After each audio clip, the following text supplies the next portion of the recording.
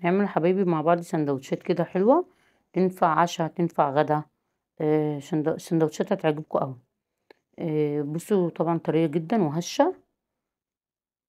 بصوا المنظر.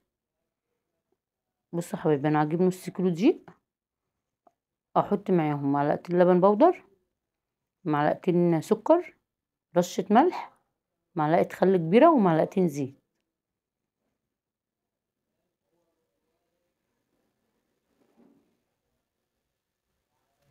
يبقى انا العجينة حطيت معلقتين لبن بودر، معلقتين سكر، معلقتين زيت، ومعلقة خل كبيرة، ورشة ملح. وانا اعجن بخميرة بيرة. الخميرة البيرة مدوباها في معلقة سكر وكوباية مية.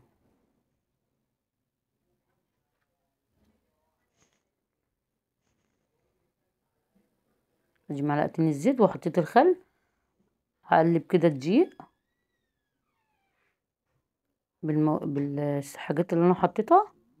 وبعد كده بقى ايه، احط كوباية المية.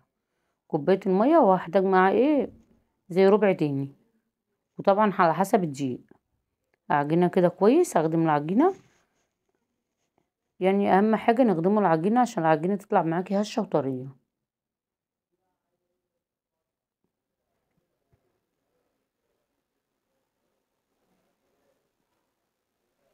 بس حبايبي، هي خدت معايا كوباية وربع مية.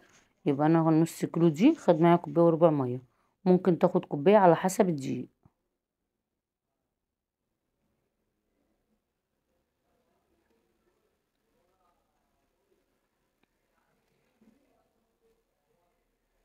طبعا اهم حاجة نخدمه العجينة. يعني طول ما انتي بتخدمي العجينة، العجينة تطلع معاكي هشة جدا. طبعا بتاخد بقى معاكي 10 دقايق كده. تفضلي تعجني فيها وهتسيبها تخمر. هوريكم بعد ما تخمر طبعا هتتضاعف. بس يا حبايبي، طبعا هقطع بقى ايه على قد الرغيف اللي انا عايزاه.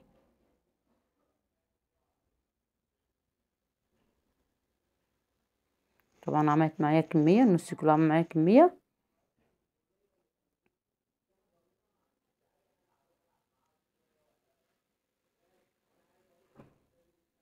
هفرد بقى الرغيف بتاعي. هفرد كده كذا واحد عشان العجين يكون ريح. طبعا انا بسيبه برضو شوية المفروض يريح. وبعد كده بفرده.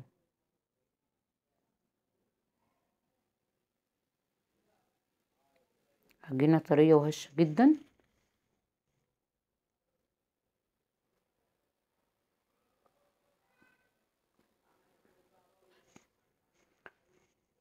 سندوتش اقتصادي قوي. انا هحشيه همبرجر. بص يا حبيبي، يعني انا قلت بدل بقى ما اعمل جنبها مكرونة، قلت ايه اعمله في العيش مع جبنة مع شوية زيتون وفلفل. طلعوا جميل جدا. يعني فكرة حلوة كده برضو ايه. عملتها فقلت برضو ايه اوري، مش لازم برضو نحشو اي حاجة. يعني ده غدا. قلت بدل ما اعمل جنبها مكرونة رحت عاملاه في العيش. لان انا لو عملت الهمبرجر بس محدش فينا طبعا بياكل عيش، بناكله همبرجر ومكرونة. فانا استغليت قلت اعملها سندوتش مرة واحدة يعني. وطلع جميل جدا وعجبهم قوي. يعني جربوا برضو ايه، ممكن نحشو بقى اي حاجة برضو غدا يعني. هي الفكرة دي ممكن طبعا غدا او عشاء. بس طبعا احنا عملناها غدا. وطبعا وخادمين الرغيف، حاطين فيه جبنة وحاطين فلفل وحاطين زيتون. فالسندوتش يعني مليان يعني. والفكرة دي طبعا تنفع للرحلات بقى، تنفع لو هو خارجة ولا حاجة برضو. يبقى احنا عملنا سندوتشات، وجبة كده كويسة. وبقى نوفر برضو على نفسنا كتير. طبعا الرغيف حلو جدا ومليان. فكرة حلوة واقتصادية. بس يا حبيبي طبعا عمل معايا كمية. بتسيبيه طبعا يريح كده شوية. وبعد كده بجيب معلقتين لبن ومعلقة عسل نحل وبدهنه. مش عايزة تدهنيه بدهني. بس طبعا برضو البيض غالي. فانا معلقتين لبن مع معلقة عسل، مفيش عسل بحط سكر. بتصرف يعني.